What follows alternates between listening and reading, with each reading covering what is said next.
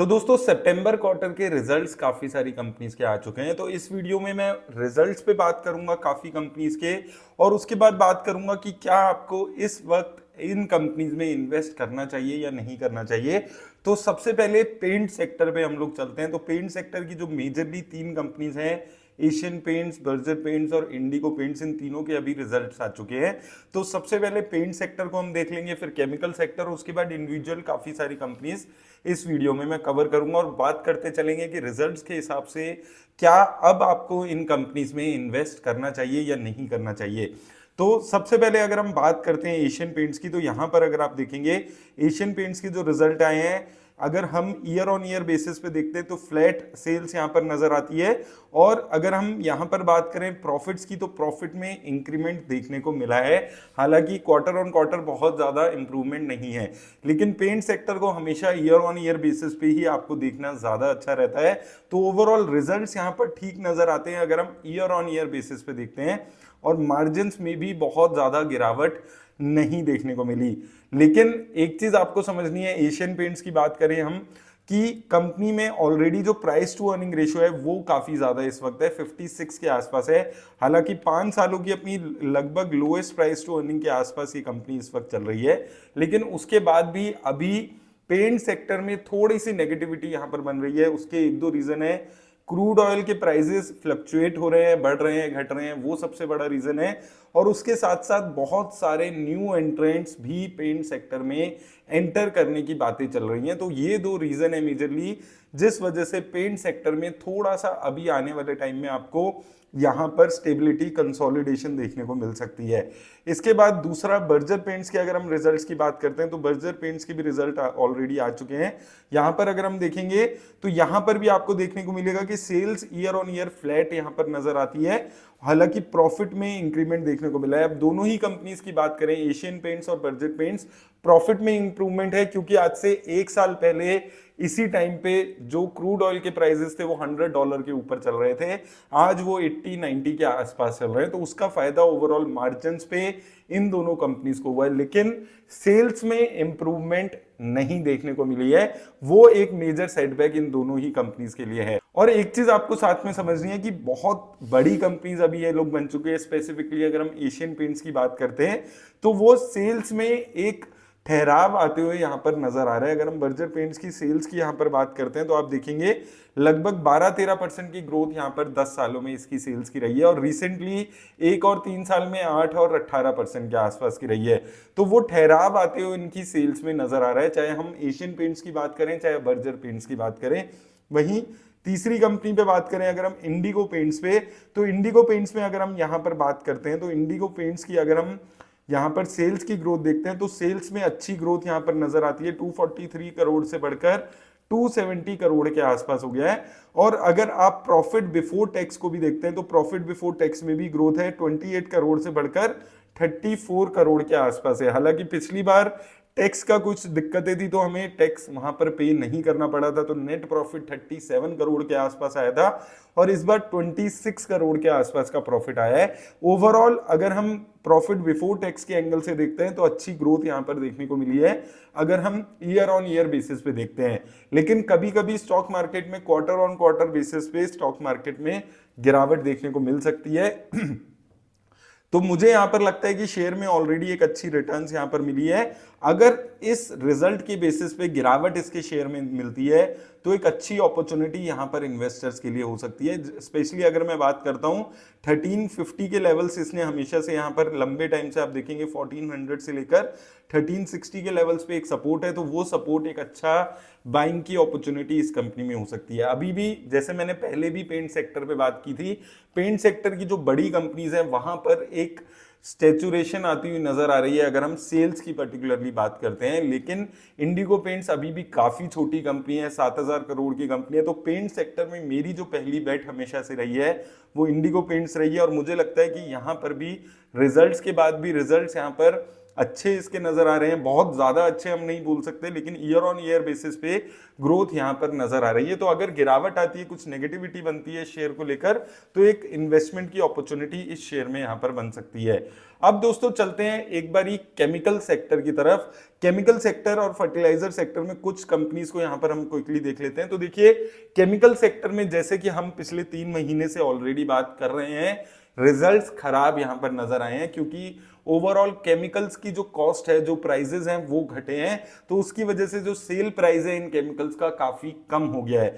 तो अगर हम बात करें 3 मेजर कंपनीज की, यहां पर बात करें गुजरात फ्लोरोकेमिकल्स, यहां पर भी अगर आप देखेंगे रिजल्ट्स अच्छे नहीं आए हैं। आप यहां पर देखिए सेल्स में भी गिरावट आई है और उसके साथ साथ नेट प्रॉफिट में भी एक जबरदस्त गिरावट आई है। ऑपरेटिंग मार्जिन देखिए 29% से गिरकर 17% के आसपास रह गए हैं। तो रिजल्ट्स ओवरऑल काफी खराब इस कंपनी के यहां पर आए हैं। अगर हम ओवरऑल देखते हैं तो देखिए कंपनी अच्छी है, लेकिन ओवरऑल सेक्टर में ही दिक्कत है। जो चाइना की डंपिंग हो रही है उस वजह से केमिकल सेक्टर में बहुत ज्यादा दबाव है। यहां पर अगर हम बात करते हैं, जो पॉजिटिव बात है कि शेयर अपने 1 साल के लो पर ऑलरेडी यहां पर चल रहा है। तो बहुत ज्यादा गिरावट अगर आती है तो लॉन्ग टर्म इन्वेस्टर्स के लिए, अगर आप 5 से 7 साल के लिए इन्वेस्ट करने के बारे में सोच रहे हैं केमिकल सेक्टर में, मैं बार बार एक ही चीज बात कर रहा हूं, अपॉर्चुनिटीज आपके लिए बन रही है। आपको कंपनी लेकिन अपने हिसाब से चूज करनी जरूरी है। सही कंपनी देखिए, किस में आप इन्वेस्ट कर रहे हैं कंपनी में ऐसे मौके पर, वो भी बहुत ज्यादा इंपॉर्टेंट हो जाता है, और किस लेवल पे। तो केमिकल सेक्टर, आईटी सेक्टर, ये दोनों सेक्टर में पिछले 1 साल से आपको एक ही चीज बोल रहा हूं, जल्दबाजी में किसी भी रेट में खरीदने की जरूरत नहीं है।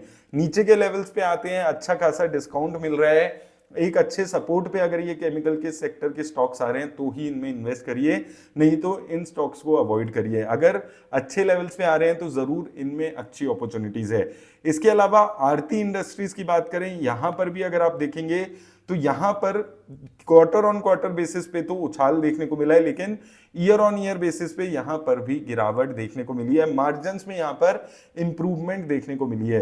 तो बाकी कंपनी से अगर हम इसको कंपेयर करते हैं तो रिजल्ट्स इसके बेटर नजर आते हैं। अगर हम गुजरात फ्लोरो, दीपक फर्टिलाइजर्स, ऐसी कंपनीज के रिजल्ट से इसको कंपेयर करते हैं। अब यहां पर भी देखिए अच्छी बात क्या है कि शेयर ऑलरेडी 52 वीक लो के आसपास चल रहा है। तो जो खराब रिजल्ट्स हैं वो अपने आप ऑलरेडी प्राइस्ड इन है। 1 साल की आप बात करें, 3 साल में भी आप देखेंगे तो 3 साल के भी ईयर लो पर है ये, और लगभग आप देखेंगे तो जो कोविड-19 के टाइम पे को प्राइस हुआ करता था उसके आसपास ये शेयर आ चुका है। तो केमिकल सेक्टर में ये चीज ऑलरेडी प्राइस्ड इन है कि आने वाले 6 महीने और इन कंपनीज के रिजल्ट जो है वो खराब आएंगे। तो ऑलरेडी शेयर्स अपने 52 वीक लो के आसपास ट्रेड कर रहे हैं। एसआरएफ पे हमने ऑलरेडी बात की थी, एसआरएफ लिमिटेड के भी रिजल्ट्स ऑलरेडी आ चुके हैं। तो एसआरएफ में भी अगर आप देखेंगे, यहां पर भी चाहे हम क्वार्टर ऑन क्वार्टर देखें या ईयर ऑन ईयर बेसिस पे देखें, रिजल्ट्स खराब नजर आ रहे हैं, प्रॉफिट में गिरावट आ रही है। रीजन ऑलमोस्ट सेम है, प्राइसेस घट रहे हैं। चाइना में बहुत ज्यादा डंपिंग हो रही है केमिकल्स की, उस वजह से सारे केमिकल स्टॉक्स जो हैं उसमें ओवरऑल गिरावट देखने को मिल रही है, और यहां पर भी ऐसा ही कुछ देखने को मिल रहा है। अब यहां पर अगर हम एसआरएफ लिमिटेड की बात करें तो ये जो 2150 के लेवल्स हैं, अगर यहां पर आपको मिलता है तो एक अच्छी अपॉर्चुनिटी इस शेयर में भी आपको बनती हुई नजर आ सकती है। इसके अलावा दीपक फर्टिलाइजर्स पे हमने कल ही ऑलरेडी बात कर ली थी, यहां पर भी रिजल्ट्स अच्छे नहीं आए हैं। यहां पर अगर आप देखेंगे सितंबर में अगर हम देख रहे हैं, प्रॉफिट में अच्छी खासी गिरावट है, 63 करोड़ के प्रॉफिट रह गए हैं। हालांकि सेल्स में थोड़ी सी क्वार्टर ऑन क्वार्टर बेसिस में उछाल है, ईयर ऑन ईयर बेसिस पे काफी खराब नंबर्स हैं, चाहे हम सेल्स की बात करें चाहे प्रॉफिट्स की बात करें।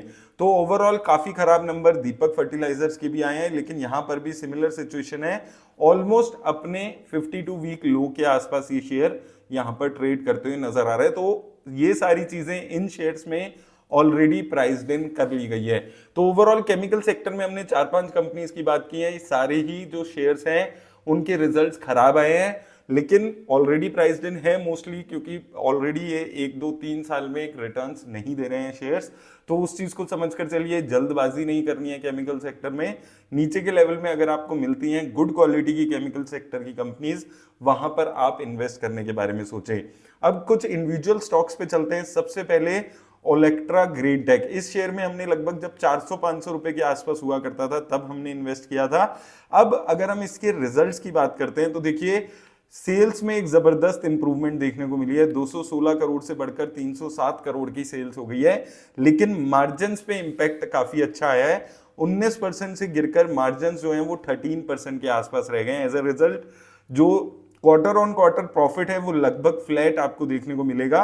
18 करोड़ के प्रॉफिट थे लास्ट ईयर, अब 19 करोड़ के आसपास लास्ट क्वार्टर से अगर हम देखते हैं। ईयर ऑन ईयर बेसिस पे देख रहे हैं तो मल्टी यहां पर आप देखेंगे 7 करोड़ से बढ़कर 19 करोड़, तो 200 करोड़ 200% से ज्यादा की इंप्रूवमेंट देखने को मिली है।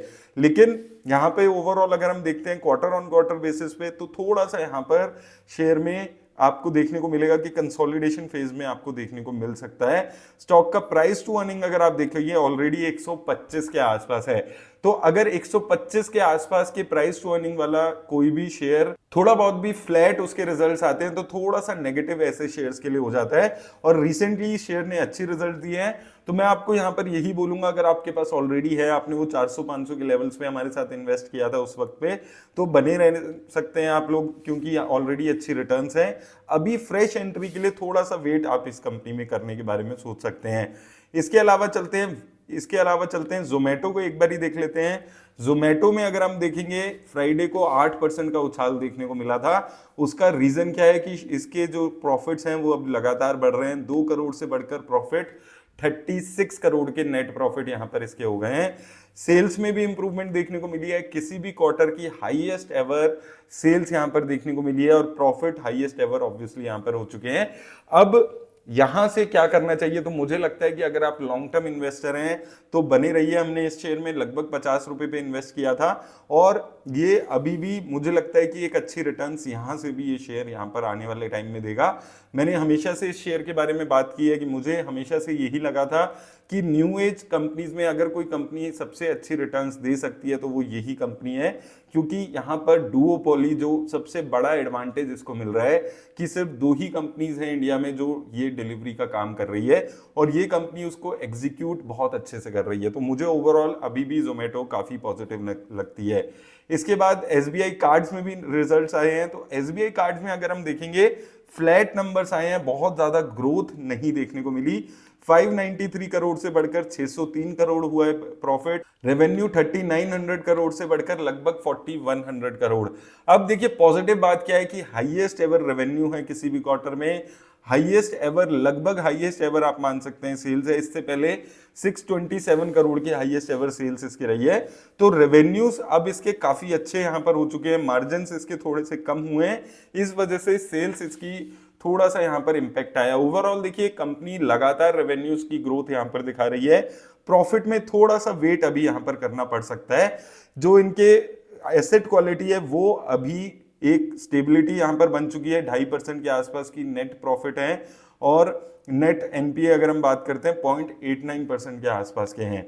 कंपनी की बात करें तो देखिए ऑलरेडी काफी गिरावट इसके शेयर में आ चुकी है, 700 से 750 की रेंज है जिसपे हम हमेशा से बात करते हैं। अगर आपको इस कंपनी में इन्वेस्ट करने के बारे में सोचना है तो वो एक अच्छी रेंज यहाँ पर नजर आती है। जो इसके रिजल्ट्स हैं वो भी इसके रिजल्ट्स यहाँ पर अच्छे नजर आते हैं। अगर हम इसके शेयर की प्राइस की बात करें तो शेयर में ऑलरेडी गिरावट थी, उसके हिसाब से जो रिजल्ट्स हैं वो काफी यहाँ पर ठीक नजर आ रहे हैं। प्राइस टू अर्निंग रेशियो इसकी लोएस्ट पे चल रही है इस वक्त, यानी कि लगातार प्रॉफिट्स बढ़ रहे हैं लेकिन उसका रेप्लिकेट वो प्रॉफिट शेयर के प्राइसेस में नहीं हो रहा है अभी। इसके अलावा वेदांता के शेयर पे बात कर लेते हैं। तो वेदांता में अगर आप देखिए थोड़ा सा ट्रिकी यहाँ पर इसके नंबर्स हैं। अगर आप सीधा सीधा यहां पर देखते हैं तो 950 करोड़ के आसपास के लॉसेस आपको देखने को मिलेंगे।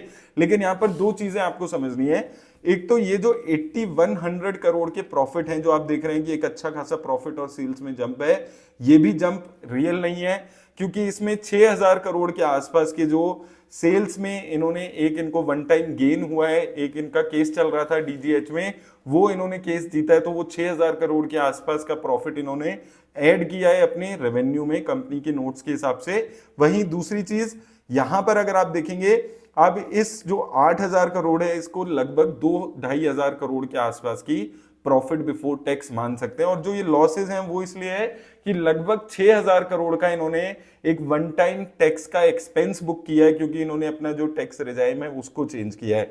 तो ओवरऑल ना तो इसके नंबर्स खराब हैं जितने ये देखने को लग रहा है कि 915 करोड़ के लॉसेज हैं, और ना ही बहुत अच्छे रिजल्ट्स आए हैं, फ्लैट रिजल्ट्स आए हैं।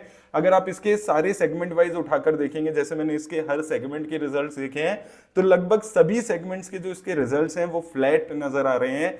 ना ईयर ऑन ईयर किसी भी सेगमेंट में ग्रोथ आपको सेल्स में और प्रॉफिट में देखने को मिली है, और ना ही कहीं पर भी ज्यादा डी ग्रोथ देखने को मिली है। तो फ्लैट नंबर्स हैं ये। यहाँ पर प्लेन अगर आप नंबर्स देखते हैं तो 950 करोड़ के लॉसेज यहाँ पर नजर आते हैं, इतने खराब रिजल्ट्स नहीं है।